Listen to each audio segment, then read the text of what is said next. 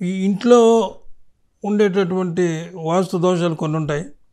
అయితే అతనికి జాతకరీత్యా ఉండేటటువంటి వాస్తు దోషాలు కొన్ని ఉంటాయి.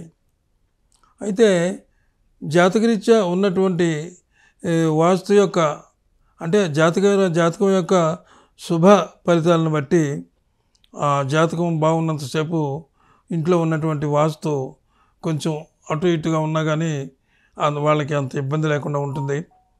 ఎప్పుడైతే ఈ జాతక ప్రభావం ఉండాల్సినటువంటి గ్రహాలు అనుకూలత లేనప్పుడు ఈ వాస్తు అనేది ఈ దుష్ఫలితాన్ని ఇది రేజ్ అవుతుందన్నమాట.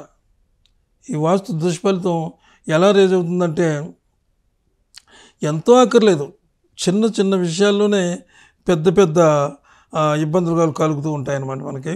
ఎలాగంటే ఇళ్ళు కట్టేవాళ్ళు, అపార్ట్మెంట్లు కొనేవాళ్ళు, ఇందులో 2 రకాలు ఉన్నారు. అపార్ట్మెంట్స్ కొనేవాళ్ళు ఒక రకం అయితే, సొంతంగా నేల మీద ఇల్లు కట్టుకునే వాళ్ళు కొంతమంది ఉన్నారు. ఆ నేల మీద